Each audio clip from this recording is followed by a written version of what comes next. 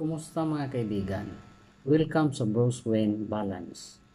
Dito sa ating channel, pag-usapan natin ang mga kwento ng mga sikretong misyon, mga pagtatagpo sa dilim, at mga labanang puno ng intriga at aksyon.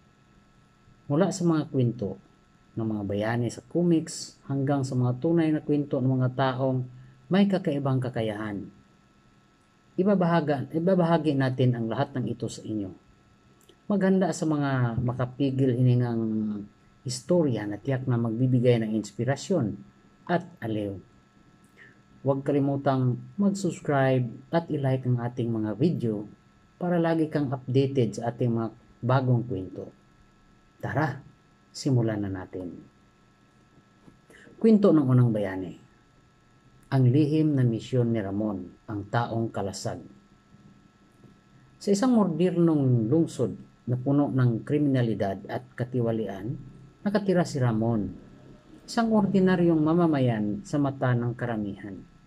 Pero, ang hindi alam ng lahat, si Ramon ay may kakaibang talento. Siya ay isang master sa martial arts at isang henyo sa teknolohiya. Dahil sa kanyang nakaraan bilang isang sundalo, napagpasyalan niyang gamitin ang kanyang kakayahan para labanan ang kriminalidad sa kanilang lungsod.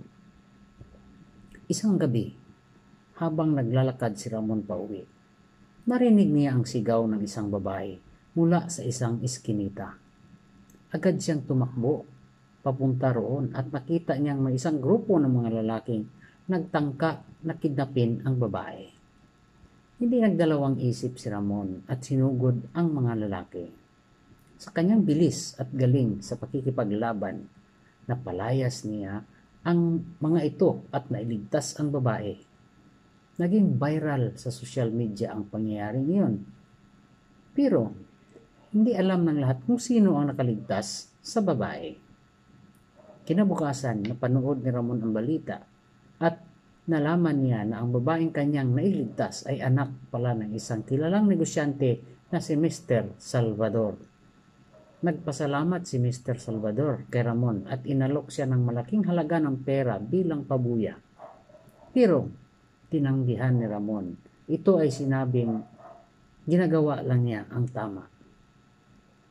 Mula noon, nagsimula ang lihim na misyon ni Ramon bilang ang taong kalasag.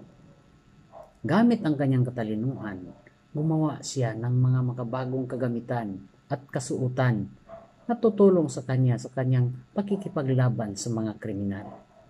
Isa na rito ang isang suit na ginagawa sa matibay at magaan na material na may mga kakaibang armas na nakatago sa loob nito. Sa kanyang mga misyon, natutunan ni Ramon na hindi sapat ang lakas at talino lamang. Kinailangan rin niya ng mga kaibigan at kasamahan na tutulong sa kanya. Nakilala niya si Lara, isang reporter na matapang at matalino. Si Lara ang naging mata at tenga ni Ramon sa lungsod. Nagbibigay ng mahalagang impormasyon tungkol sa mga galaw ng mga kriminal. Sa bawat laban, mas lalong nahuhubog ang pagiging bayani ni Ramon. Nalaman niyang ang pinuno ng sindikato sa lungsod ay si Mr. Santiago, isang kilalang politiko. Pinagplanuhan ni Ramon at ng kanyang mga kasamahan ang isang malaking misyon upang ilantad ang mga katiwalian ni Mr. Santiago. Sa tulong ni Lara, nagawa nilang makakalap ng sapat na ebidensya para makulong si Mr. Santiago at ang kanyang mga kasamahan. Sa huli, naging tahimik muli ang kanilang lungsod. Si Ramon bilang ang taong kalasag ay nagpatuloy sa kanyang misyon na protektahan ang mga mahihina at labanan ang mga masasama. Ang kanyang kwento ay nagsilbing inspirasyon sa mga tao na ipaglaban ang tama at maging bayani sa kanilang sariling paraan. Maraming salamat po.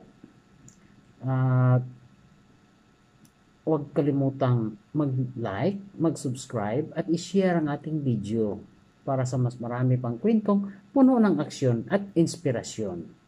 Bye-bye!